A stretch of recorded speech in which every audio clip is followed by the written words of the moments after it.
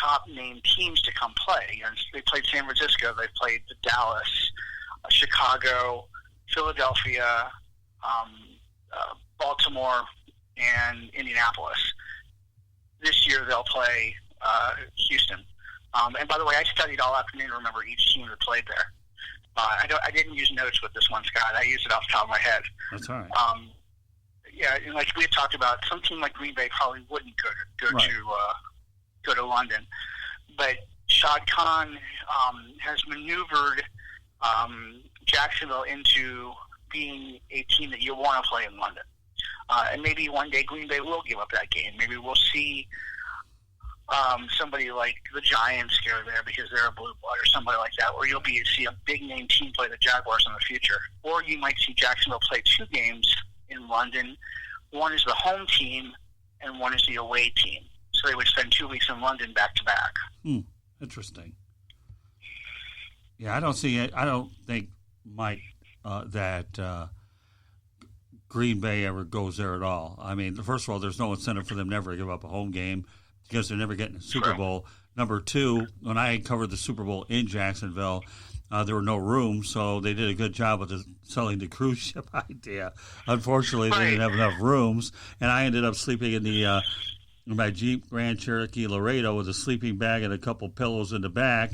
And my way of taking a shower was over at the truck stop, giving the guy some extra media guides, and it worked out nicely for me. So I made it work. But, yeah, I mean, it was an interesting experiment when it happened. But, yeah, you know, I agree. I think Shad Khan, we all know he's a brilliant business owner for sure. But you want to add something, Lewis? Yeah, David, that's an interesting thing that we pose, because I guess when we think of like the echelons of where NFL teams rank in the hierarchy of like most lauded and respected teams, obviously the Jaguars are a respected team to a degree, but they don't hold the pedigree that, say, the Patriots, the Steelers, and the 49ers do, and the Packers. Do you think that the exposure of the NFL in London is being hurt by avoiding putting those big-name teams there for at least one game a year? Possibly.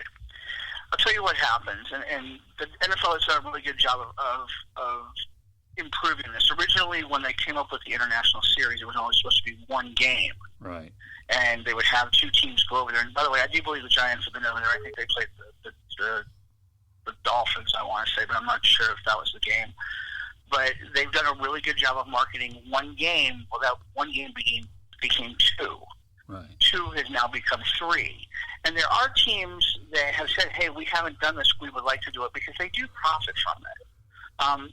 If Green Bay played an away game, like, you know, I know Green Bay is a team that you and I talked about, Scott. Right. If Green Bay played an away game, you know, they didn't have to go up a home game, they may do it. You know, where they played the Jaguars, they were the away team playing, another big team. The Green Bay-Dallas game in London would be great, although I don't see that happening, but the NFL would want to keep it on American soil.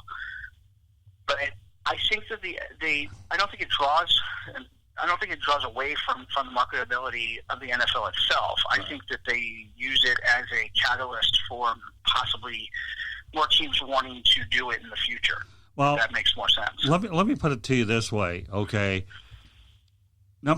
For a team like Green Bay to play an interconference game, it'll never happen because they see them once every year as number one. Number two, I look at the London game like the Thanksgiving game when Jacksonville wanted it. Okay, now everybody else wants to do it. You see the parallels there? Now everybody wants to get into the act with an 86,000-seat stadium. So for me, with Green Bay being such a great draw on the road as they are at home, I just don't see it. I don't know why. There might be other ones, but to even get the Bears to go over there was one thing. And how many games do you think Oakland will give up another time? So, you know. Well, Oakland's not going to give up. Oakland won't give up a time. Sorry, I didn't mean to buy in, but Oakland's not going to give up a game right now because Oakland's going to move to Vegas. And once Oakland moves to Vegas, that is going to be the hot thing. Right. Because it's the glitch, it's the idea of being in Vegas, it's Sin City, and it's the bad boys. I was going to say something else. It is it's the persona that is the Raiders, that they're not going to want to go anywhere else but stay locally, except for their away games. Right. So you don't have to worry about that. I believe the NFL wants every team to experience London once. And there are teams that have said that, hey, that we want to do it because we haven't. Right. You know, Indianapolis didn't do it, and they agreed to play, you know, the Jaguars in a division game. If the Jaguars decided to play a division game every year in London, they would have such an, I wouldn't say unfair advantage, but they would have such an over-the-top advantage to winning at least that game in their division, which helps their standings and helps their playoff position. You know, there's a possibility you might see two teams agree to do that. There are smaller markets that need money. I don't know who else would do that. Ideally, Tampa Bay comes to mind because they're a small market team that do not sell out, and they don't, you know, they have issues with putting people in the seats. But I don't know if that happens. You know, I'm just throwing it out there.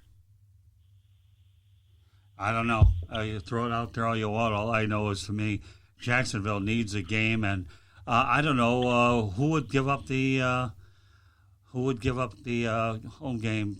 That's interesting, but that's why I love talking about this subject. I really do.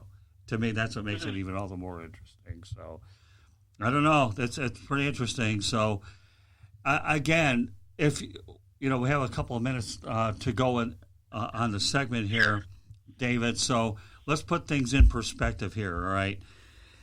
If you were going to find other markets that would give up the game to go play Jacksonville, I know we talked about Tampa Bay, but then again, you're only playing them once every 8 years, and you know, again, interconference, I don't see it happening. Okay, unless you have a team which is in a stadium situation where they don't mind giving up the home game, that's another animal. It just is.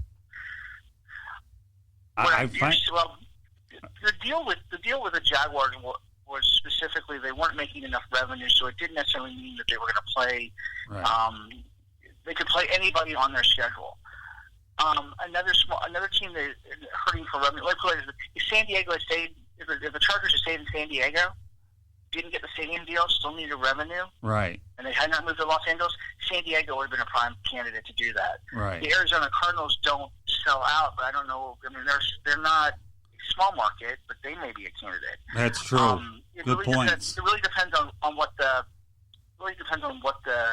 I guess the stadium deal is and what kind of revenue you're generating from what you have. At some point, all these stadiums are going to be redesigned. They're going to be, they're going to be renewed, and you're going to see all kinds of infrastructure and more money being spent to make the area, around the stadium and the things that go on. Somewhat in Jacksonville, what we're doing with the Lot J and the surrounding area around the stadium to make it a destination. These teams are going to need revenue for that, and they're not necessarily going to have to count on capital, dollars from their taxpayers. So whatever revenue would they do? They might take a deal to go to London. It's possible. Right. I don't know. I'm really, like I was telling Dan Edwards the other day, that I'm angry that I can't go this weekend because of neck surgery. Right. But Dan, being the nice guy that he is, we'll take care of it next year, get better. But I'll tell you one thing, when you talk about going in an 86,000-seat stadium with that kind of merchandise, that they've gotten ahead of the curve, that they wanted the game when nobody else did, I don't know. Once again, David, I'll get back to my point, okay? When nobody wanted it, okay, they took it. Shad Khan, being the brilliant guy that he is, okay, has it. And I think he has ties to Wembley Stadium. Does he own that stadium, or did he try to... No, I wanted to touch on that real quick. Yeah, go ahead. He put a bid in to buy it, and I believe that the vote was no, or that he rescinded the offer, which was okay at the time. Remember, if you were to buy Wembley Stadium, anything that happened in Wembley Stadium, a concert, a soccer game, the Rolling Stones, an NFL team, they would pay a portion of that to Shad. So he was basically profiting not only from the Jaguars being there, but he'd be profiting from, the other NFL teams that would go and play in Wembley Stadium, and that's another reason probably why Tottenham. Is that the stadium? There's the other stadium that's there that they want to play another NFL game, and I don't know if they're playing that this year or next year, but there's another stadium inside the UK where they're going to play a football game, and that way the revenue is separate, where it wouldn't come to that situation where one owner would own the team. Okay.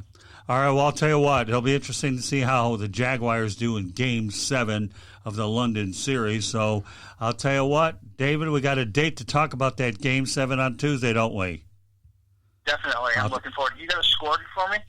Oh, jeez, I knew you were going to do that to me. I got you. I got you. No J.J. Watt. Their defense is going to be compromised for the Texans. I'm going, and I'm sure both of you guys hate to hear this, but I'm still going Texans 24-17 over Jacksonville. Wow. I don't know. What about you? Or I'm not going to get out of it. I'll give you the prediction before Xavier calls. Go ahead. What's your? Okay. I'm. This may be the last game for Minshew Magic, so this may be a really big deal. Knowing that in Week 11 we may have a new quarterback, I think that Minshew takes the training wheels off, goes a little vertical, and they win 31-17. You know, I'll go 29-21 Jags. We're both homers. What can I tell you? Come on, we're both homers, Dave. What can I tell you, buddy? All right. That's nice. Well, then, you know what? You got to write those scores down here right now so that when you come back on Tuesday, then we'll see exactly who's right. Fair enough? All right, 29-21. And say, what's the other one? You said 24-17? Yeah. Lewis is 24, and you know what your score is unless you change it. 31-17, and you're 29-21. Yeah. So I'm writing this down as we speak. It's on paper. Okay. I'll screenshot it for you and send it to you. No, I'll take your word for it. Don't worry, and it's being recorded, so don't worry about it. So, with that said, okay, I'll try to drop you a buzz over the week about me. Meanwhile, have a good night, and we'll talk about London on Tuesday. All right. Thank you, David. Bye-bye. Appreciate it. Take care, David. Thank you. Bye. So, with that said, we'll talk about Xavier McKnight, who could not have made better timing. And Xavier McKnight was saved the best for last. And I'm not talking Vanessa Williams, and she's the one that spoke that. Or, I don't know, we will save the best for last. Whatever. Who's tongue-tied after all these years? Go ahead. Well, as always, Scott, Lewis, is good to be on with you guys. And before I get into my segment, I just want to say congratulations to the Washington Nationals on winning Game 7 and the franchise's first World Series. That was quite a scene last night, especially looking at the faces of players like Ryan Zimmerman, the first player drafted in Washington Nationals franchise history, who has been there through the good, the bad, and the ugly, and has been rewarded with coming out on top. You guys feel like maybe he retires after this? Are you talking about Ryan Zimmerman? Yes. He did come out with a statement today, and he actually said, I still have plenty left. And I think we saw that throughout the postseason. They do have a $14 million option on him. I'm not going to say they're going to pick it up because Zimmerman, there's a million ways to splice that he's not really worth that money. But I think the Nationals will bring him back and play him in a lesser role next year because realistically, the first pick in that franchise's history since moving to Washington, he can't play anywhere else. But I think he gives it another year or two at the most. Yeah, you know what? I've always been one of those type of people who retire on top, and I think he's got some gas in the tank. I do too. And, you know, why not? I mean, you can make a good living playing baseball. You do it. He hasn't had to hit the Chevron yet, so I think he's good to go. That's good. I don't know. Are we getting paid for that endorsement with Chevron? Nah, I mean, let's call whoever runs it, maybe, but I don't think so. All right, so Xavier, my question is, should I segue from Lewis's Chevron comment to Steph Curry having the Golden State Warriors, Xavier. That's the new nickname for them now with him out. So when you have a hand injury, what auto part do you classify as a hand injury, Xavier McKnight? Huh? That's a question I don't have an answer for. What? Yeah, we gotta get Tim the Toolman Taylor on here. Got to get like Tim the Toolman Taylor and get Al on your little home improvement. All right, Xavier, since that's one of the few things you don't have an answer, I'll just use that hand injury, okay, as like a handle being broken off of a car door. How do you like that? That makes sense. All right, that makes sense. I'm on a roll, guys. I'm on a roll. But all I'm on live radio, I have you two together. I'm the lone one here that picked Washington while you two guys picked Houston. God, give me my prompts that I outsmarted these two pups, okay? I'll quote a Rolling Stones song. Yes, he did, and congratulations to Scott as well on his prediction on predicting that the Nationals would bring it home. Okay, now with that said, okay, we have a broken hand and a car handle, so you see the hand connection here, okay? And no, I'm lacking on the Diet Coke here tonight to get wired, so I'll get my 3 hours of sleep.